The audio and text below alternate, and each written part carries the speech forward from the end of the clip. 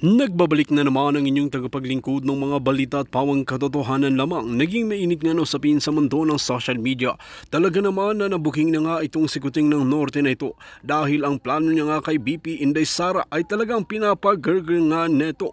At talagang dito natin makikita na ayon nga sa mga salaysay ng mga testigo ay ayaw niya na nikuting ng Norte na maupo pa ang mga angkan at mga kaalyado nga ni BP Inday Sara. Dito nga natin makikita na nalalapit na talaga ang susunod na eleksyon na talagang tinatrabaho na nga ang kampo ni Kuting ng Norte, ang grupo ni BP Inday Sara at patutumbahin nga nila dahil ang kagustuhan nga ni Kuting ng Norte ay maupo lahat ang kanyang mga kaalyado nang sa ganoon ay walang sagabal sa kanilang mga kabalbalan at pangungulimbat ng kaban ng bayan. Dito nga natin mapapansin na wala na talagang kredibilidad itong si Kuting ng Norte na ito dahil wala na talaga ang kanyang pinangako noon na paglilingkuran ang bansa natin. Dito natin mapapansin na ginamit lamang ang matatamis na salita para makuha ang boto ng taong bayan. Ngayon nga ay talagang sising-sisi ang 31 milyon na katao na umaasa sa pagbabago ng bansang Pilipinas sa pamumuno nga ni Kuting ng Norte na ito. Ngunit tila kabaliktaran ang nangyari dahil sakim pala at lumabas ang totoong kulay. Wal mga kaibigan, para nga sa karagdagang impormasyon, panoorin nga natin ang buong video. At kung bago ka pa lamang sa aking channel, huwag kalimutan i-click ang subscribe button at notification bell para lagi kang updated sa ating mga bagong video. At para sa sulit viewers natin dyan, maraming salamat sa walang sawang pagsuporta. Gagastusin na naman nila ang pera ng bayan imbes na patawag si Lisa Tanas, si Marcos Jr., ang mga PSG kung sino ang gumurgor sa kapwa nila PSG. Imbes na ipatawag o mag-open o magsalang ng resolusyon kung saan napunta ang 5,500 control project. Imbes na mag-open sila ng resolusyon in aid of legislation kung sino ang mga kasabwat ni Rubio, ni Michael Manny, Araneta, ni Lisa Tanas dyan sa Bureau of Customs, like Trollbuster, kung sino, okay, kung magkano ang ibinigay ng mga smugglers kay Lisa, ibinigay o binibigay every week.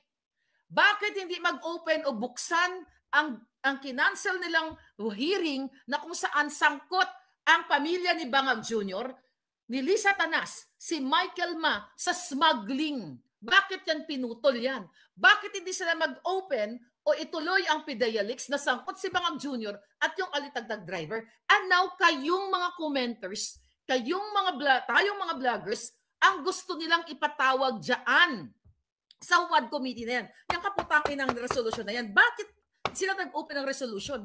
Para i-contempt ang mga vloggers, para makaganti sila, ipakukulong nila. Yan ang katotohanan. So kung hindi pakikilos, yung mga bruskong mga sundalo at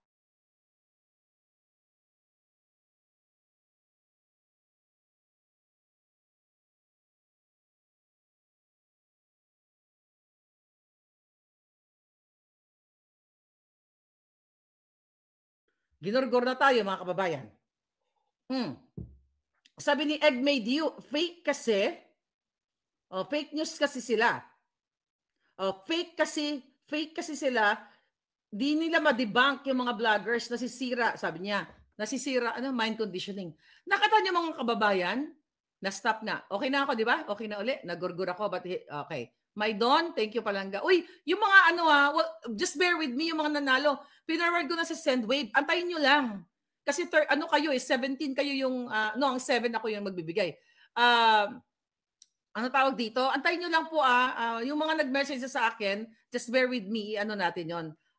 Papadala naman sa inyo. Kausap ko na kanila yung Sendwave. So, binigay ko na yung inyong mga pangalan. So, ngayon mga Palangga, balik tayo dito. Maidon, I think you're one of them na nanalo, one of the winners. So ngayon mga kababayan, ang purpose nitong kadyutahan, yung binasa ko kanina, na resolution, ito ay panggigipit. Ikukulong nila yung mga vloggers, ipapatawag nila kayo, even na regular commenter lang. Masahol pa ito sa martial law nung panahon ni Marcos Jr. Kasi itong mga buwaka ng inang mga kongresista na to, dapat nga yan ang gurgurin eh. Dapat yan ang i-abolish lahat. Gagastos na naman ng milyon-milyon. Dapat ang ipatawag, tama ka Miss Alicia, troll farm ni Bangag ang unahin nila. Tama ka. Ang ipatawag nyo, mga pukin ang ina nyo, mga putang talaga mga hinayupak na to, ang troll farm ni Lisa Tanas. Yan. One day, sige, pupost natin yung troll farm ni Lisa Tanas. Alamin natin. Okay? Pupost ko yung pangalan. Tignan natin kung sino-sino yung mga yan. Tanungin natin sila kung magkano ang binabayad sa kanila. Now, eto po, pagpasok ng January, papatawag yung mga vloggers na yan na nagpo-post. Meron ng batas, di ba, na pwedeng kasuhan yung mga gumawa ng fake news. Okay?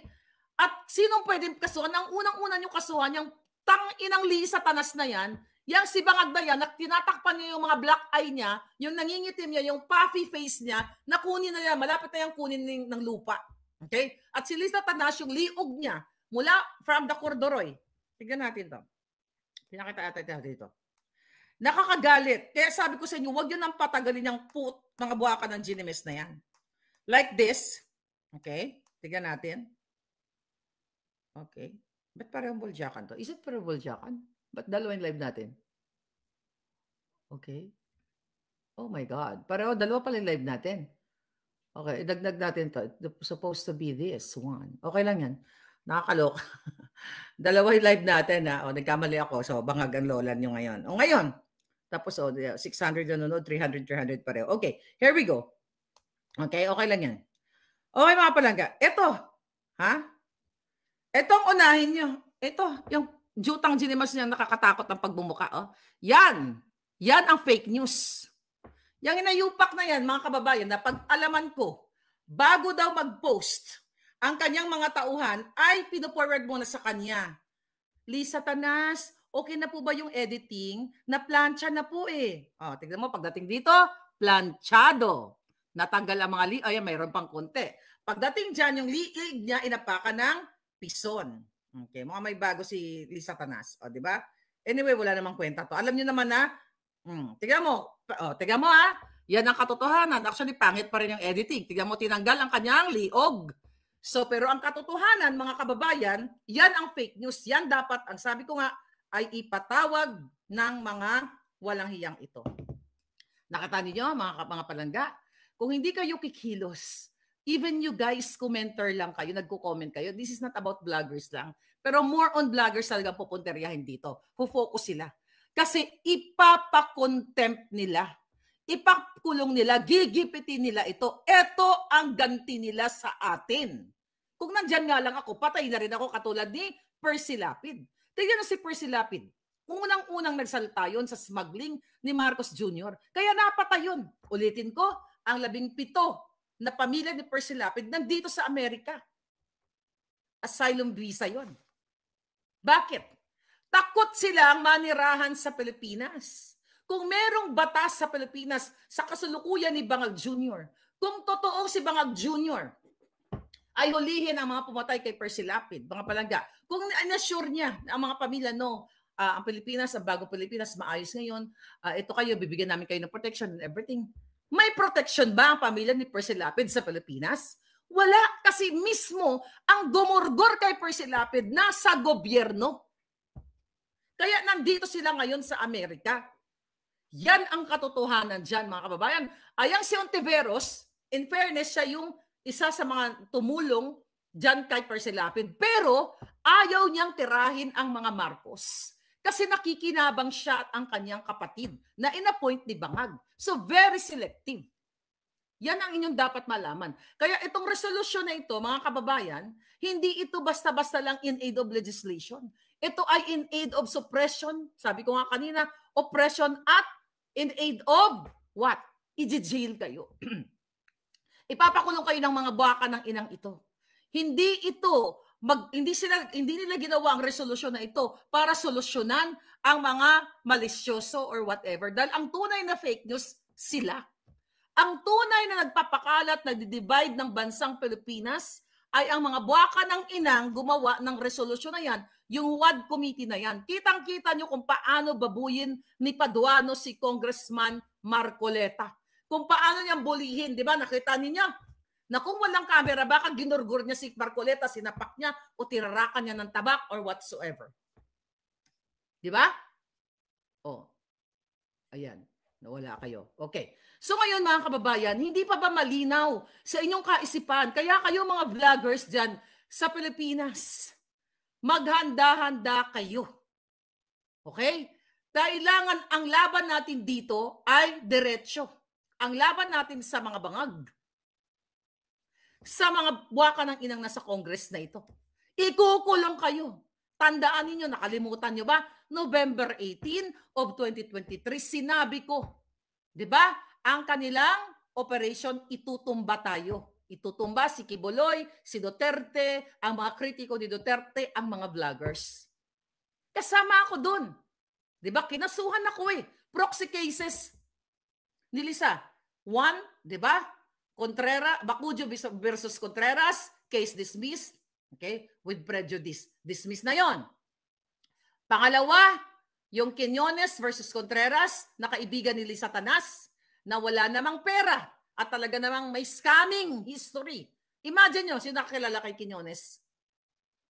I-google nyo na yung pangalan niya, makikita mo yung record ng scamming niya.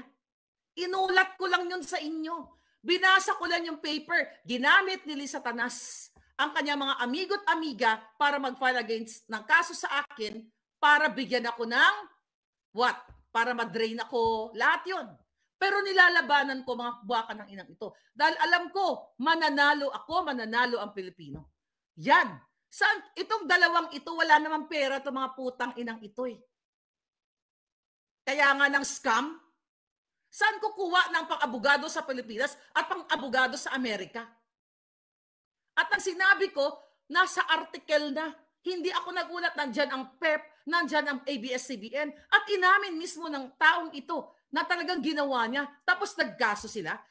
Ginagawa nila, anong tawag dito? Tinitake advantage, may term doon, inaabuso nila ang legal system, katulad ng pag-aabuso nila sa Pilipinas, pero may kalalagyan ng lahat ng mga yan.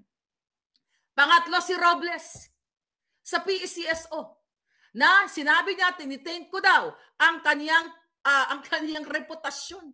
Buwaka ng ina, sa LRTA pa lang, di ba?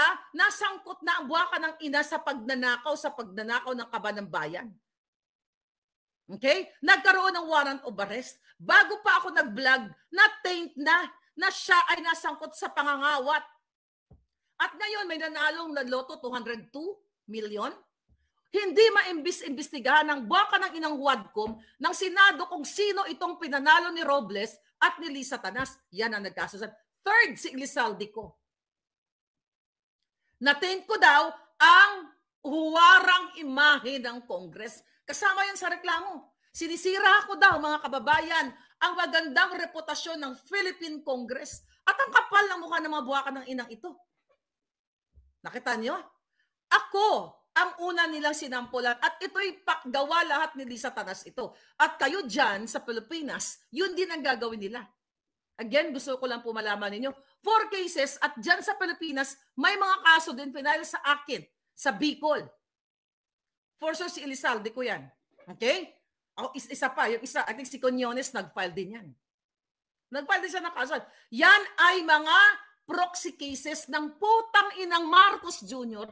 ni Lisa Tanas na kidnapper, pero hindi nila ako makasuhan na sinasabi ko na ikaw, Lisa Marcos, kidnapper ka. Putang ina ka, kidnapper ka. Kayo ni Marcos Jr. Kinidnap nyo ang 2 bata mula sa Turkey by using the word extraction. Wala silang kaso kasi takot sila dahil may mga ebidensya tayo dyan. Ang mga kinakaso nila yung mga basura.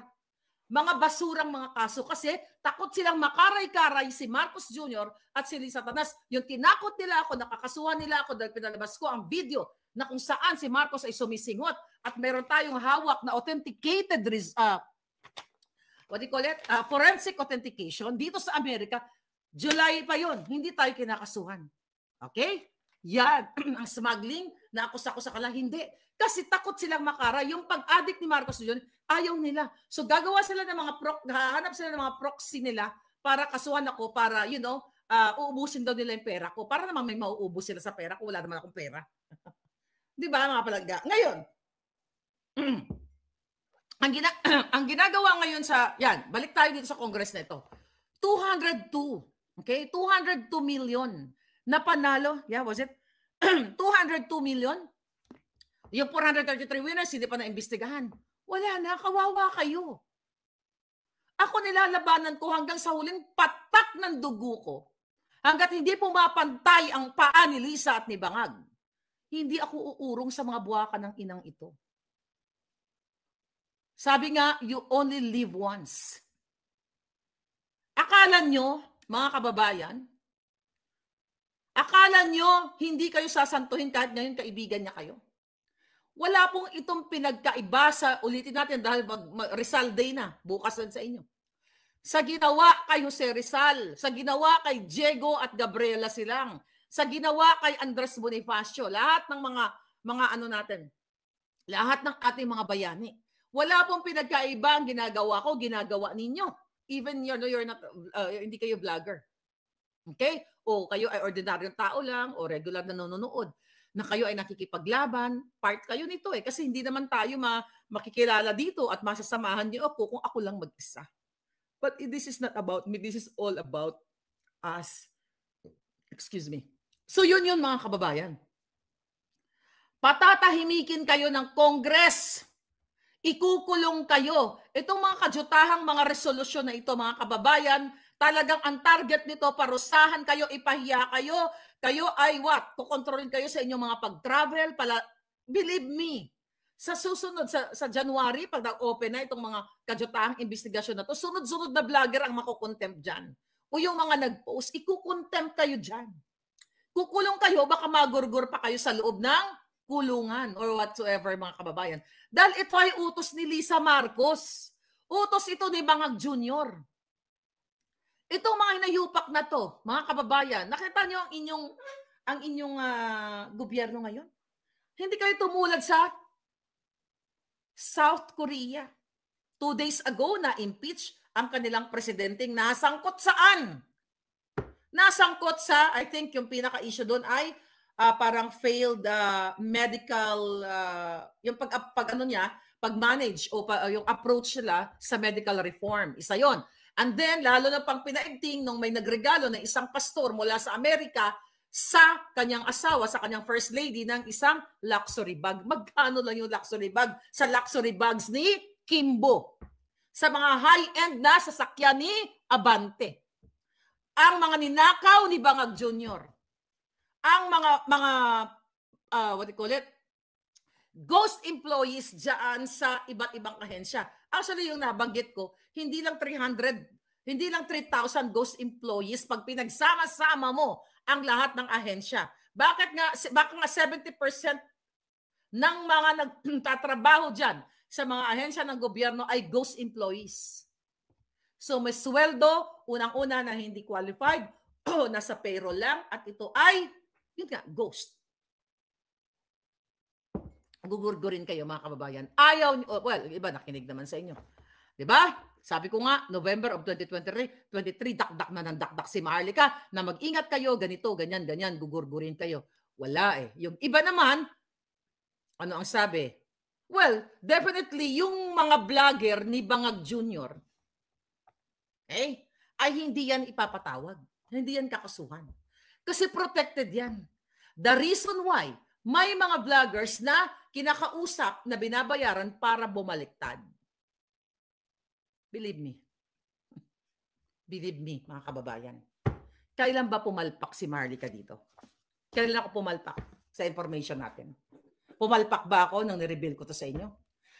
Ang mga kadahilanan kung bakit ang ibang mga vloggers na aligned with Duterte's o aligned sa taong bayan na biglang naduwag or whatsoever, I will say 99.9999999 o I will say 100% maybe.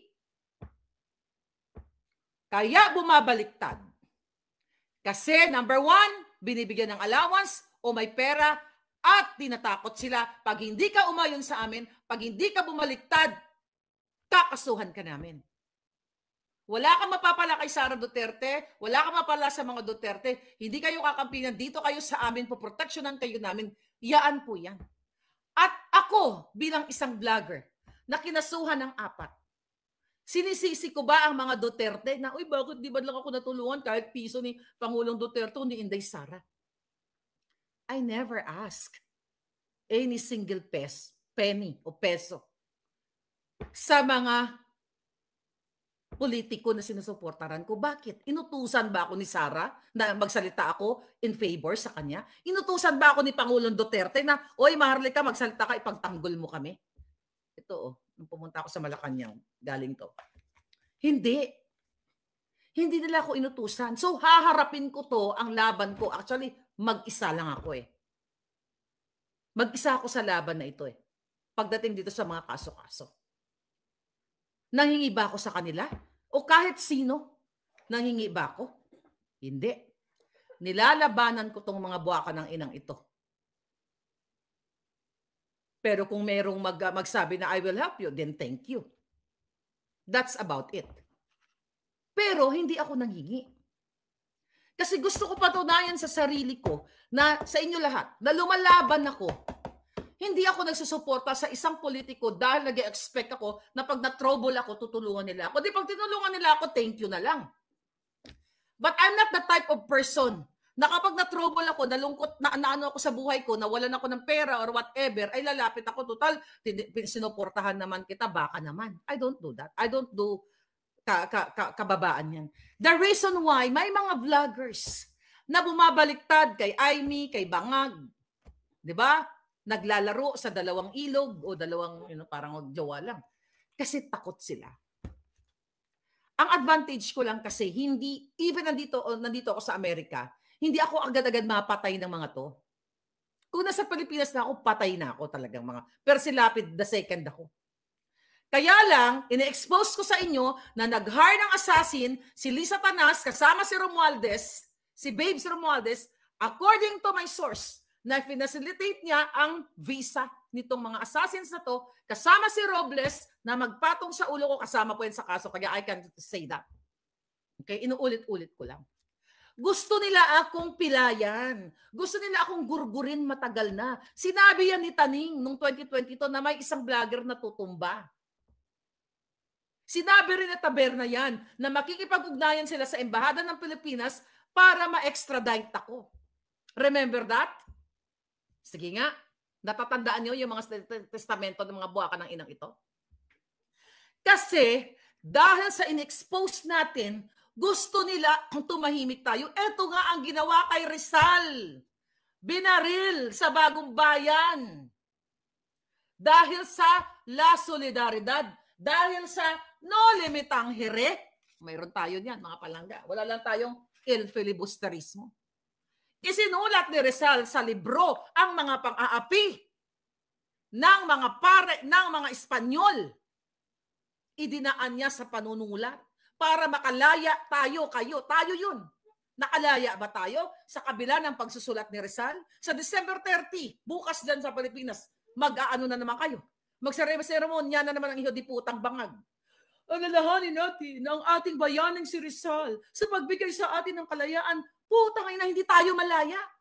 Ang mga karakter dito sa librong ito nabubuhay sa panahon ngayon sa Huwad Committee, sa bangag na administrasyon, sa mga kamag-anak na dapat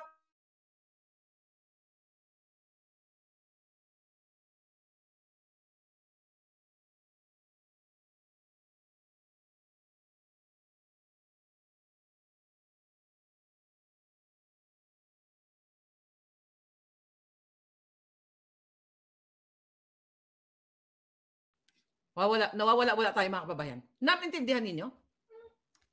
Lagi tayo nawawala. I don't know why. Yun yung sinasabi sa hindi tayo malaya. Walang malaya. Ito, ipapaputol ko ang liog ko. Liog, wag pala akin. Ang liog ni Lisa, wag yung sa akin. Ipapajutol ko ipapajutol nyo, hindi ako, dahil wala akong kapangyarihan o ng Satanas, di ba? Ang liog ng mga bangag kung hindi nila iko-contempt ang mga vloggers. Tandaan nyo yan, mga kababayan. Kailangan yung kumilos. Dahil ang ginagawa sa inyo ng Huwad Committee na ito, na pakikipagsabwatan ni Bangag, okay, ay para gipitin kayo. Ngayon, may news na binigay sa atin, mga kababayan. Okay? About, asan na yun? Dahil lang. Ito yung balita. Okay. Ito, tungkol sa turismo. Okay, thank you dito sa nagbigay sa atin. Okay. Frasco's leadership faces backlash for failing to meet 7.7 million visitor target. It seems that many tourism stakeholders are not fully convinced of the impact that Department of Tourism Secretary Frasco has had on the sector. This comes amid an outpouring of birthday greetings for the DOT head on social media from her employees. Many pundits have reportedly questioned the impact has had on Philippine tourism, especially after she famously pins hopes on boosting the number of Chinese tourists, a strategy that ultimately turned out to be a massive failure. Di ba? Paano pupunta ang mga Chinese sa atin? Kinakaaway ni Bangag ang Chinese. Tatawid nga daw siya sa Rubicon. Di ba? Para mag-bang-bang-bang. Okay? Critics also took issue with the birthday greetings which claimed that Frasco had successfully promoted the Philippines as global gem chuchu. Mga kababayan, paano pupunta, number one, binanggit doon na Chinese. Paano pupunta ang mga Chinese sa atin kung kinakalaban ni Bangag? Di ba? Simula nang pumunta siya dito sa Amerika, sa amin, nagbago ang ihip niya. Dati sinabi niya during the campaign, naku, hindi tayo pwede makipag-away sa China at Amerika. Dahil isang bahing lang na mga yan, mawawala tayo sa mapa. Remember that kadyutahan ni Bangag? Okay, ba't nawala kayo? Oh my God. Okay, nawala. Andiyan pa kayo. Okay. Remember that, mga kababayan? Paano pupunta sa atin? Yung kaguluhan nandyan sa West Philippine Sea. Isa yan. Mga kababayan, yung sinasabi natin krimen, katiwalian. Krimen, ang tataas ng krimen, mga bata ginagahasa. Nagugurgur. Ang dami, di ba? Ayoko na lang ang basahin yun eh. Ang taas ng crime rate. Walang proteksyon ang mga mamamayang Pilipino. Holdapan dito, doon, akyat bahay dito, mga riding in tandem, pag nanakaw sa airport, pagbubukas lahat, pupunta pa ba ang mga turista sa atin? Bago pumunta ang isang turista sa isang lugar, mga kababayan, ay nagre-research siya mga yan. By the way, mag-ikat kayo ha, pumunta sa London. Yung kaibigan ko, nadukutan sa London. Tsaka ko nang pag-usapan, nadukutan siya, grabe. Mag-ingat kayo. Ang daming mandurukot sa London. Naiyak yung palangga ko, but I think I'll talk about that later. So anyway, hindi lang naman sa London, di ba? Sa Pilipinas, well, ang pickpocketers, buo yan, kahit sa Amerika meron. Pero sabi ko nga, paano pupunta? Okay? Mabanggit ko lang. Kasi, paalala lang, sa London kasi, yung mga ganun kasing pickpockets na yan, binasa ko yung kanilang batas na ang maximum penalty pala dyan is 6 months na kulong. Kung may magrereklamo, paano ka magrereklamo kung turista ka? Geopolitics dyan, mahina si BBM, sabi ni Miriam Valenzuela. Yeah, that's true. Oo, so kaya mag-ingat talaga kayo. But anyway, paano pupunta sa atin? Paano tataas? Paano tataas ang turismo sa atin? Mga kababayan, kung mahal lahat ang mga taxi driver, bumalik na sa gagancho. Hindi naman lahat po. Pagtataas ng kanilang mga bayad. Noong panahon ni Duterte, tumino ang ating mga taxi drivers, ang ating mga pulis, hindi man lahat and everything. Di ba? Ang daming turista noong panahon ni Pangulong Duterte. Even before pandemic, mataas ang ating tourist arrival rate. Sa panahon ni Bangag, bagsak. Wala pong magtitiwala sa atin kung nababasa nila, nakikita nila na Bangag ang presidente, nag-aaway-away mismo. Nagsusuntukan. Nanuntok si Lisa Tanas, nasampal si Amy, nalaglag sa hagdan si Lisa. Kasabwat ni Bangag ang mga mga manufacturer ng pulburon. Akala nyo hindi nila alam na international. Nakatutok yung mga yan.